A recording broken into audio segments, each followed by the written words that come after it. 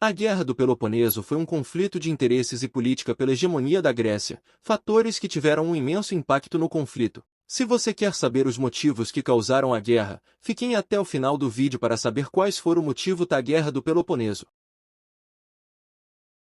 A Guerra do Peloponeso foi resultado direto da disputa de interesses entre Atenas e Corinto, cidade aliada de Esparta e membro da Liga do Peloponeso.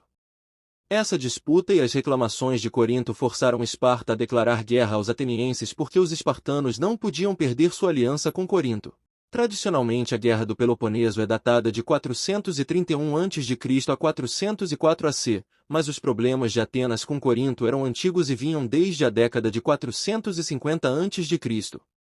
Nessa época, Corinto e Mégara entraram em guerra pelo controle do istmo que ligava a península do Peloponeso com a Grécia continental. Essa guerra é chamada por alguns historiadores por Primeira Guerra do Peloponeso e demonstra o quadro de alianças e interesse. Na Grécia, ela aconteceu entre 460 a.C. e 445 a.C., com Atenas apoiando Mégara e Esparta apoiando Corinto. Em 445 a.C., um acordo de paz com validade de 30 anos foi assinado, colocando fim no desentendimento. Se passaram 30 anos de paz, mas Atenas e Corinto ainda continuam com rivalidade. O Tratado de Paz de 445 a.C. reforçou a polarização entre Atenas e Esparta. Em 440 a.C., os atenienses intervieram em um conflito entre Samos e Mileto e, para apoiar Samos, derrubaram o governo oligárquico de Mileto. Isso gerou revolta e algumas cidades aliadas de Atenas cogitaram abandoná-la, demonstrando certa fraqueza no domínio ateniense. A existência de grupos oligárquicos no interior de Atenas era um indicativo do que os atenienses encontrariam na Guerra do Peloponeso, e essa dissidência interna é uma das grandes causas da sua derrota. Anos depois, Atenas e Corinto voltaram a desentender-se, e essa nova crise foi causada pela disputa entre Córcira e Epidamno. A cidade de Epidamno pediu socorro a Corinto, e então Córcira buscou apoio em Atenas. Os atenienses mandaram forças que levaram as forças navais de Corinto a recuarem. O objetivo era fazer Corinto desistir da guerra contra Córcira apenas. Corinto foi à procura de aliados para lutar contra Atenas, e os atenienses realizaram um embargo econômico sobre Mégara e outras cidades como forma de forçá-las a não se aliarem a Corinto. Com isso, Mégara e Corinto exigiram de Esparta uma intervenção contra Atenas. A Liga do Peloponeso reuniu-se, e decidiu-se pela guerra. A alegação espartana de declarar guerra baseou-se na acusação de que Atenas tinha quebrado o Tratado de Paz de 445 a.C.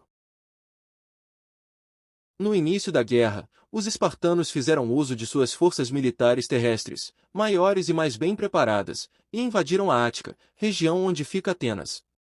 O governante de Atenas, Péricles, decidiu realizar uma tática inovadora, convocou os camponeses para abrigar-se no interior das muralhas atenienses e deixou os campos abandonados. Os atenienses decidiram sustentar seu domínio pelo mar, onde eles exerciam a grande força da Grécia, e reforçaram o contato com o Egito e Crimeia, locais produtores de grãos. A manutenção da cidade seria feita com os tributos da Liga de Delos.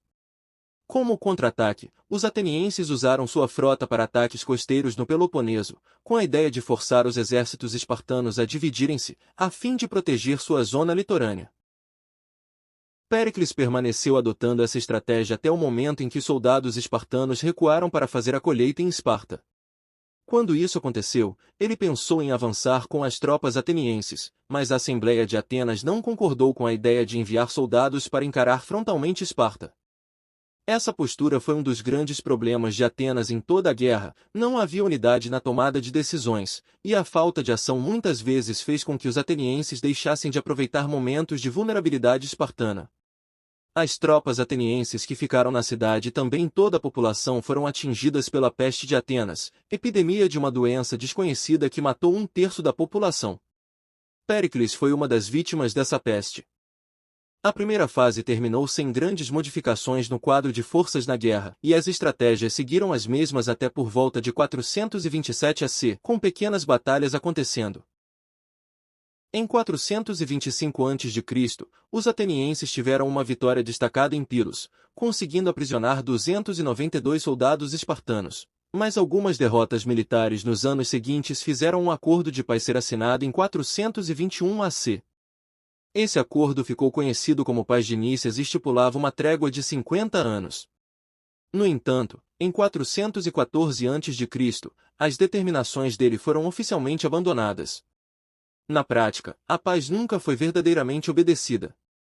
Após o acordo Paz de Nícias, os problemas internos em Atenas ampliaram-se, e grupos defensores da oligarquia entre os atenienses começaram a fortalecer-se. Além disso, havia muita indecisão nas escolhas de Atenas, com a população e as lideranças da cidade não se entendendo. Isso contribuiu bastante para que a cidade se enfraquecera ao longo da guerra. Os atenienses tentaram avançar sobre o Peloponeso por meio de uma aliança com Argos, rival de Esparta, mas a derrota de Argos em relação a Esparta, em 418 a.C., demonstrou o fracasso das intenções atenienses. Em 415 a.C., Atenas tentou um ataque contra aliados espartanos em Siracusa, e essa expedição foi um fracasso completo. A partir de 413 a.C., os espartanos começaram a sufocar a economia ateniense ao tomar as minas de prata de Atenas. Sem a prata, Atenas começou a sofrer problemas financeiros, e isso prejudicou o exército da cidade. O acúmulo de derrotas fez algumas cidades abandonarem a aliança com Atenas. Nesse momento, Esparta contava com o apoio da Pérsia na guerra e muitos aliados dos atenienses ofereciam aos espartanos a possibilidade de mudarem de lado no conflito. A situação em Atenas só foi se agravando daí em diante. Em 405 a.C., os atenienses foram derrotados na Batalha Naval de Egospótamo. Essa derrota fechou a última rota de grãos de Atenas que passava pelo Helesponto. O rei espartano, Pausânias, ordenou um cerco a Atenas que durou 6 meses.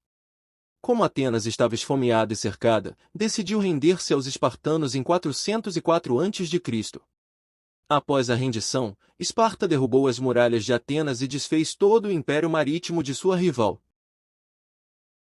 Deu início ao breve período em que os espartanos foram a força predominante na Grécia. Com isso, uma série de regimes oligárquicos foram instalados em diversas cidades gregas. Com a vitória espartana, os persas, aliados de Esparta, conseguiram ampliar sua influência sobre algumas cidades gregas, mas o domínio espartano na Grécia foi muito curto.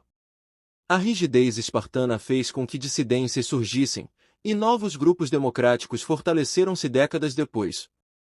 Atenas, por exemplo, logo conseguiu restituir seu sistema democrático, e cidades como Tebas tornaram-se um grande refúgio de defensores desse sistema.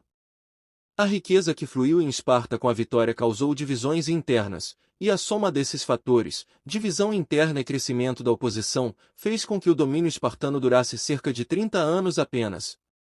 Em 371 a.C., os espartanos foram derrotados pelos tebanos em um novo conflito que mobilizou a Grécia. Uma outra consequência importante foi o enfraquecimento da Grécia. Tantas guerras em prazo tão curto de tempo cobraram um preço alto dos gregos, e essa vulnerabilidade permitiu que os macedônicos, povos helenizados que habitavam o norte da Grécia, se mobilizassem e conquistassem a Grécia, em 338 AC.